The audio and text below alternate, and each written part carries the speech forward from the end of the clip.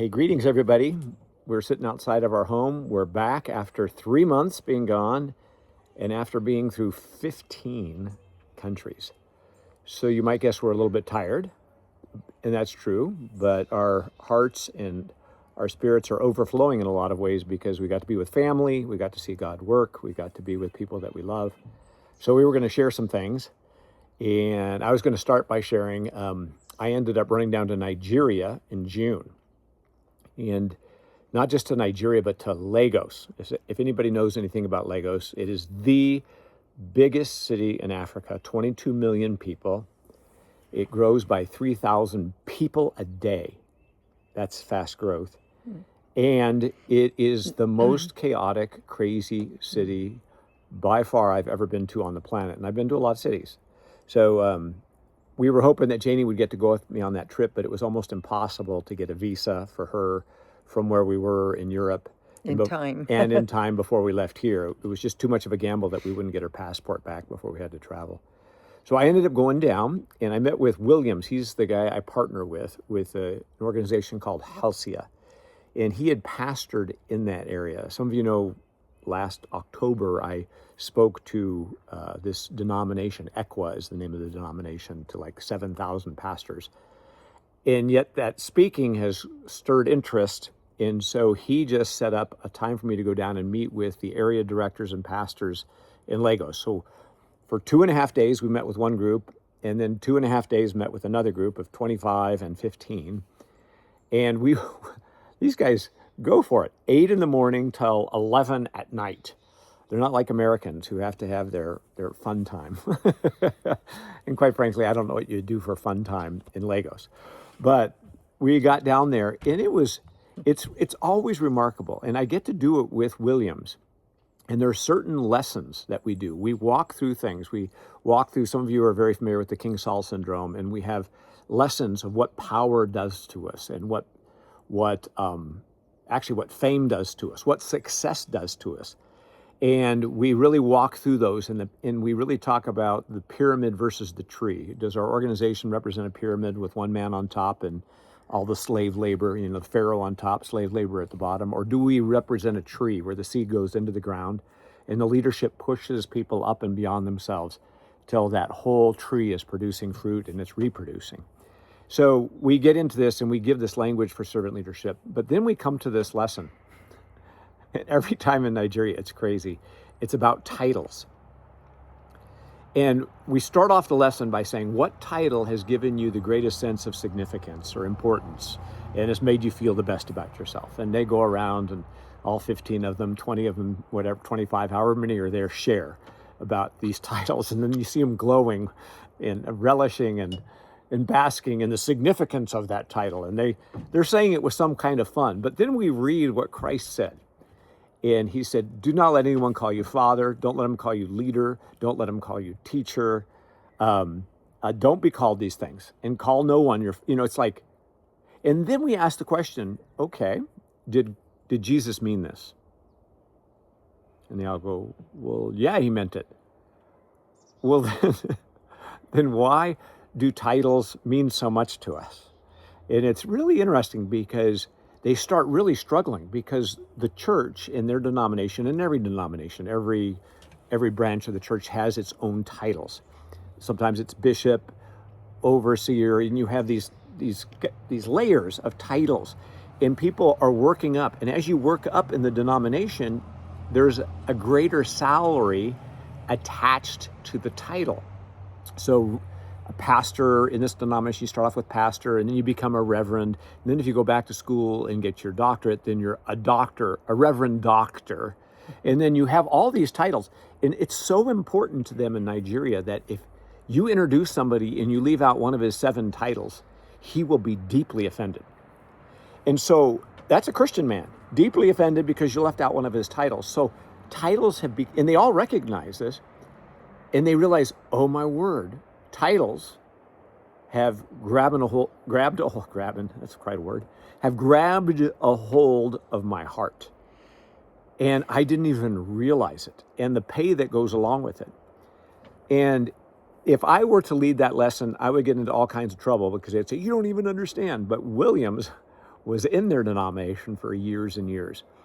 And to watch them struggle with this and then like disagree with Jesus essentially at the beginning, but then come to terms with it and to realize how this has become such a motivation to climb the corporate ladder of the church.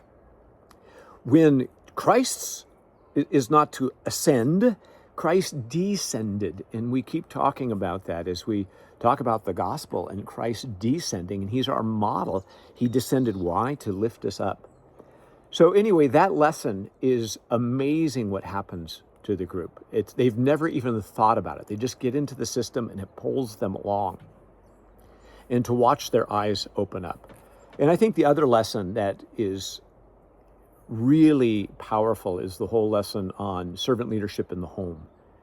And we ask the question, in America we have this thing called preacher's kid, or pastor's kid, and the PK, and it's usually not a term of endearment, it's usually a term of terror. The PK is out of control, and it's a derogatory term describing the pastor's kid as somebody who's not a good kid. And they have that problem big time in Nigeria. And everything's about the big man in Africa, and the big man in the home, he's the king of the home, he's the emperor of the home, it's the husband.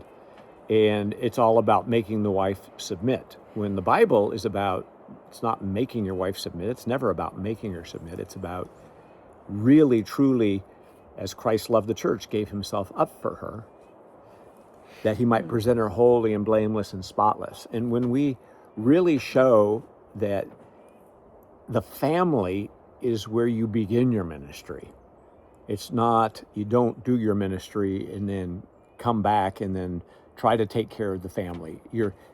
It's modeling it from the home, and that's what the Bible spells out.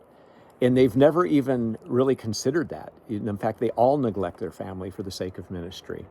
They all expect the wife just to try to raise the kids. And it's so amazing to watch them repent right in front of everybody. Say, oh, I've been neglecting my wife. I've not been spending time with my kids. My kids are resenting me. And I always am just blown away by how vulnerable they are. And so in both sessions with the 15 pastors and the 25, it was incredible. And each time at the end of it, one of the area leaders for all the churches, he came. One of the groups, he didn't come, but this one, he came. He was in every session. And he came up to me afterwards, and he had like tears in his eyes, and he said, I had a dream about you last night. So this was our third day of meeting. And he said that to me. He had a dream about me. And in the dream, it was really challenging to me. He says, you were praying for us because we need this. This is our problem in our country. And you were praying that this would really take hold. And because of that, it truly has caused me to pray almost every single day, multiple times. I may have forgotten a day, I don't remember. But I remember his words, and it just immediately reduces me. And I pray for that whole, there was a West Lagos and a Eastern Lagos district, and we had one with one group and one with the other. But it reminds me to pray for both of them. Pray for these pastors, because they're going back, and they said, we want to do this. We've got to hold each other accountable. And so just pray for them. And it was a powerful time. I also got to do a fundraiser with with Nigerians, so they're not looking to the West for all their funds, in Lagos. And that was the most encouraging thing Williams had ever seen, because people were getting on board, and they don't generally support missions like we have learned to in the West. So to see one church said, hey, we want the word they use, key in with your ministry. It's like a real risk for a church to do that, because their resources are limited. The economy in Nigeria is shattered. And yet they said, this is so important, we want to be in and be involved with you. And Williams literally was in tears after that meeting. So it was really a beautiful time. Got to go to a couple different churches, just a 5-hour church service. Actually one was same day, 2 hours, and then a 3-hour service. And I got to speak both times. And I only spoke, believe it or not, 25 minutes. The rest of the service was way more entertaining than me.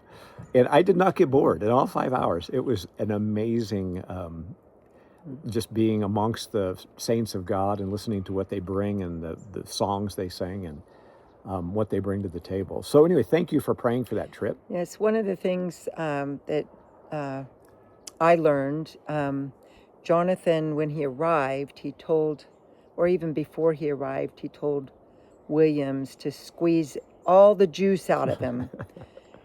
We'll just go and squeeze all the juice out of me. So And so what was interesting, I don't, you can squeeze all the juice out of Jonathan, but there's still juice left. it was pretty fun. I mean, so it was every day for 8 days in a row, sometimes up to 12, 13 hours a day. But it's so rewarding to be with these men who respond so amazingly to what they're hearing. Other things that are happening is another guy that went through the training. He was a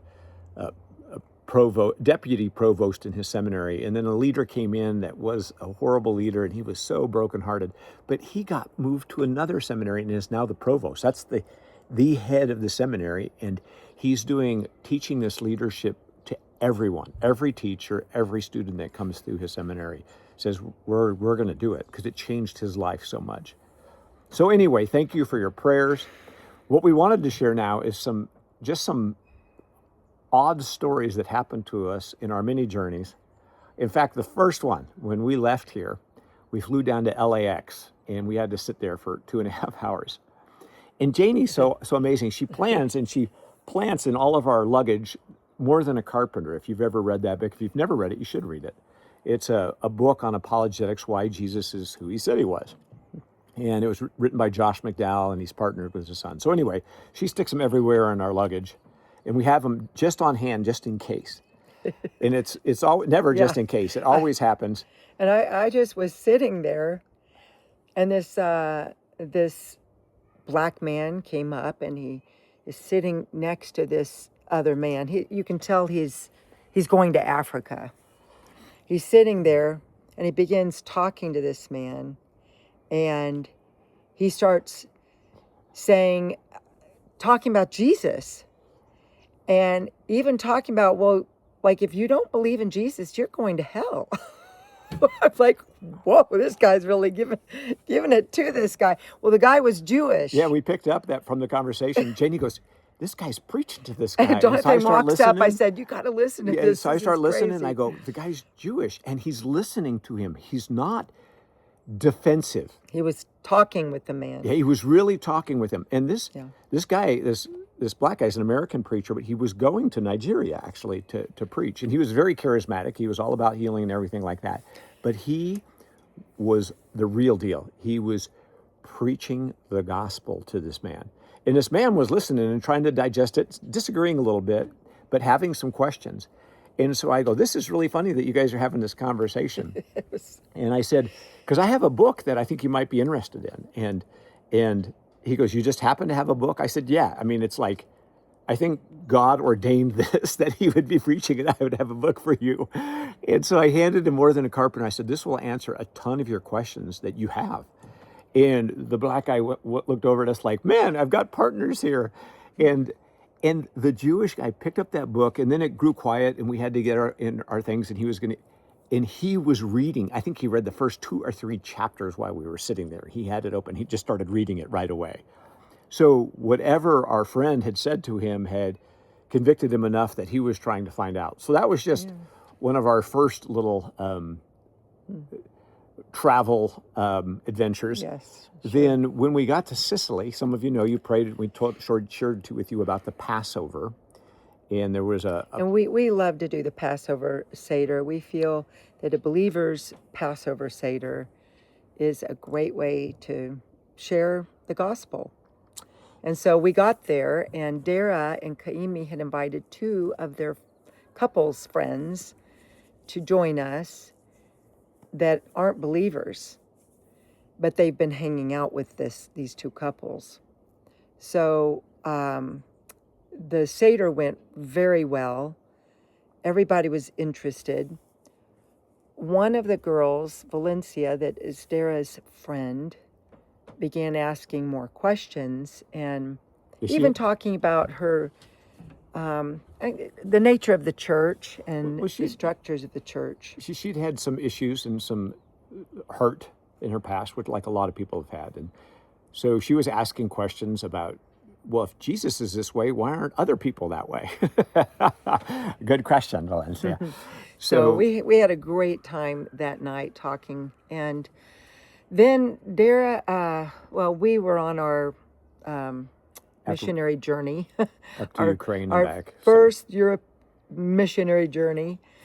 And when we returned, we watched our grandchildren for 2 weeks while Dara and Kaimi went on their very first honeymoon. Some of you already know that. We're praying for that. thanks. So it was really fun to kind of get to be a mom and dad again. We with truly little were. It was ones. just like being a mom and Such dad again a with our own huge kids. blessing to be with our grandkids and have that input in their lives. It was a very special time.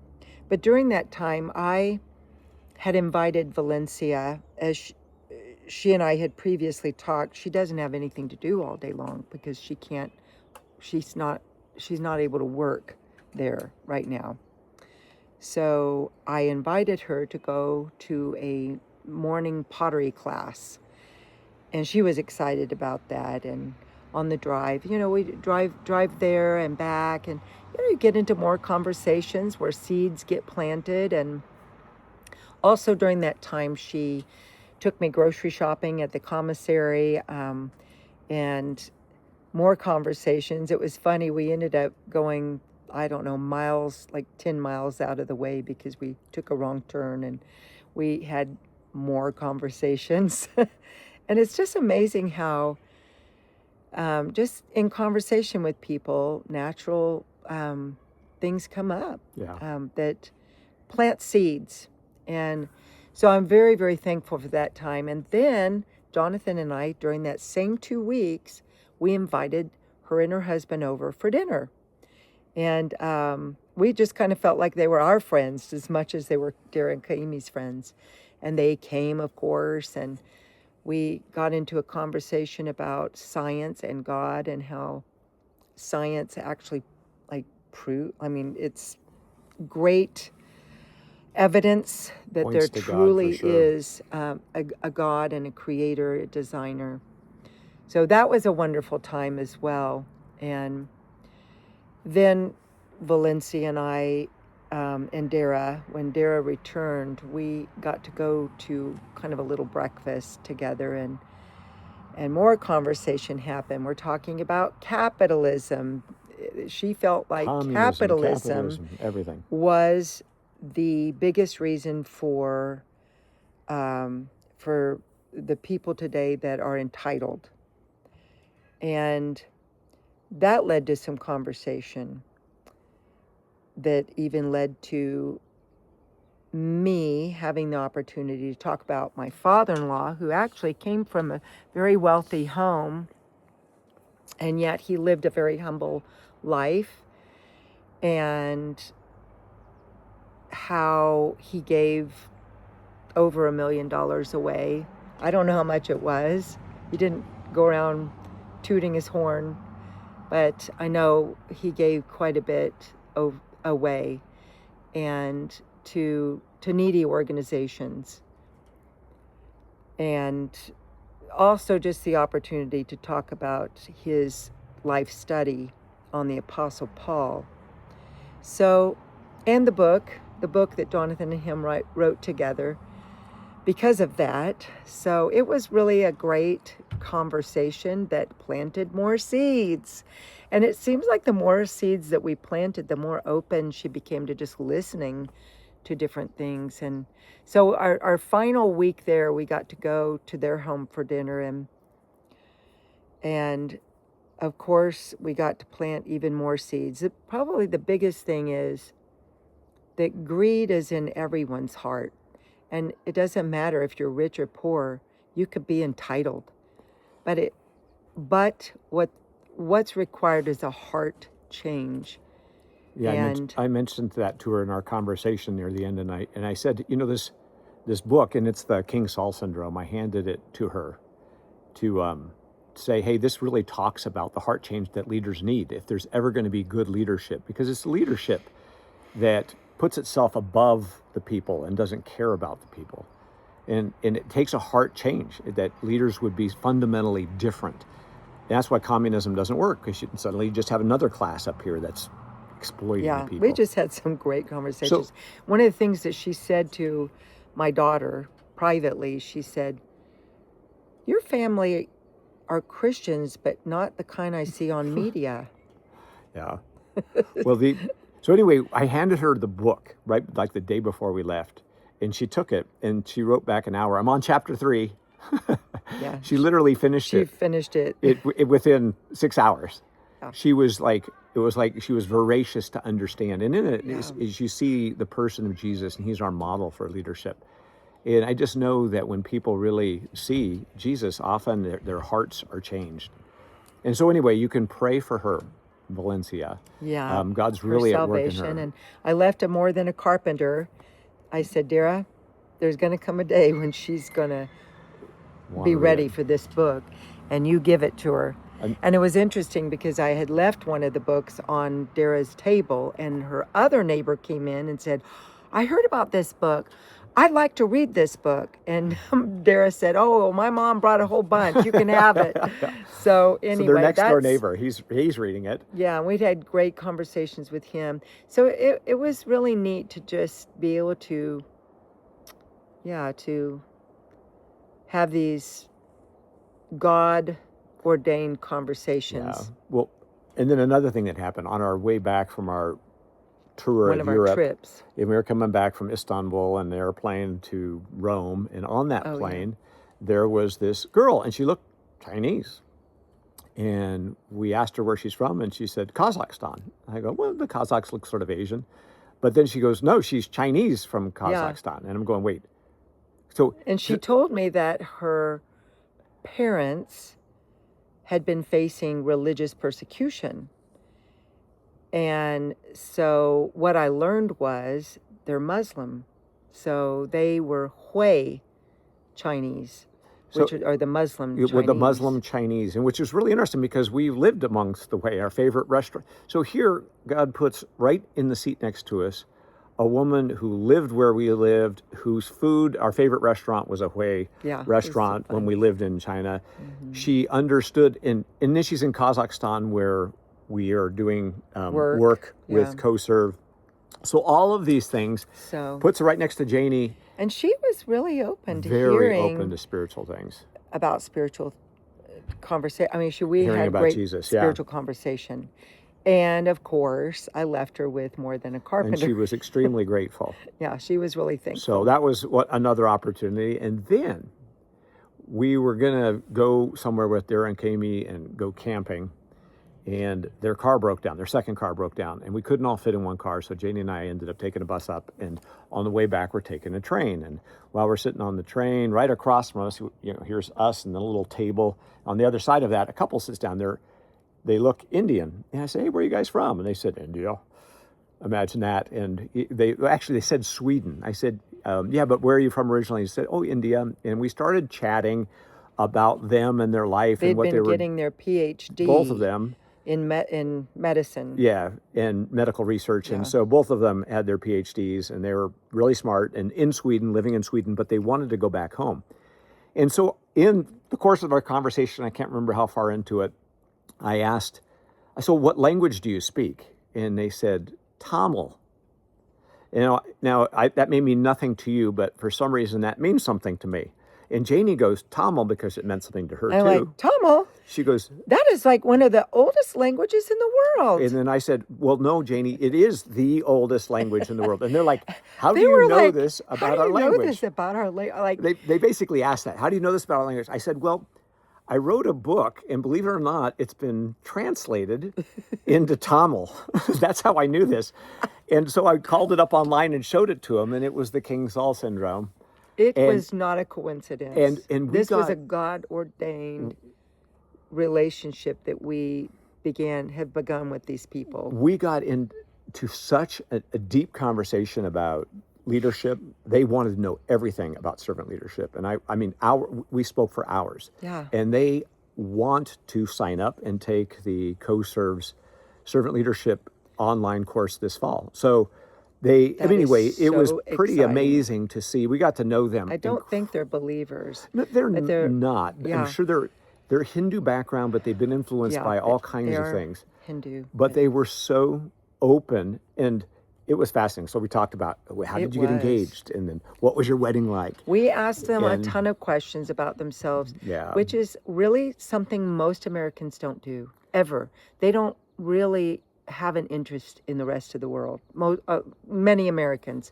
So I'm saying that to encourage you to be interested in people from different places. Well, anyway, they were fascinating, and we just had a blast with them. And so anyway, they really felt like, it's funny because being Hindu, I don't know which god it would be, but it was a divine appointment. They really felt that way. So whatever divine meant to them, they really knew that God had put us together. And they were so, because he wants to move back to India and he wants to start a business and he wants to do it the servant-led way. He was so encouraged when he started hearing things. It was really And so I really encouraging. think will be an ongoing relationship that we'll be able to engage spiritually in the future. So those are just some fun stories. And anyway, we want to just personally thank all of you for praying for us. A lot of you mentioned having like our calendar of events on the wall, and we're praying for us regularly. And I can't tell you, that like makes me almost cry, because we really felt like we from our last letter, we were divinely put in different places and in different relationships. I was able to meet with some people in the church that Dara and Kimi are going to, including the pastor Oh, there. we love the church there. Yeah. We just had so much fun engaging with the people So- in that church for the Navy. And so we just really feel like all of the prayers just put us into one divine appointment after another. In our time with our kids, you see the pictures there in the letter with just in the beauty of Sicily and getting to run around and be with relatives. Janie's sister and brother-in-law came out at one point and we got to be with them. And you see some pictures in there of the cooking class we took. We learned to make Sicilian food. That was and so much fun. we just, and Our grandchildren and it was so our fun. daughter Everybody. and son-in-law and my sister and her husband all joined us. We all did it as a family thing. Took It was this so fun. cooking class one evening. So So that was really- life was very rich. It's, we leave our family and our grandkids over there and we're sad, but at the same time we were overflowing and yeah, we really filled got up to filled the full. up. We did. So thank you for your prayers for us. Thank you for taking the time to listen to this. And Praying for Valencia, Dara's friend, and the church there is going to be changing pastors now. I mean, all for good. yeah, The pastor that's there has been there 4.5 years and he wants to go back to the States with his family. So it's a good situation. It's just that they're going to be changing. So pray for a pastor that people can really connect with, that is a servant leader, and one that Dara and Kami could invite their friends to. yeah. And thanks for making it all possible. By the way, some great things have happened. So our church here and sisters gave to help renovation of this property for Halcyon in Nigeria. And then Good Shepherd also took an offering. And they're going to have a home base, and they're going to be able to bring in and continually train pastors and seminary leaders and students in this facility they have.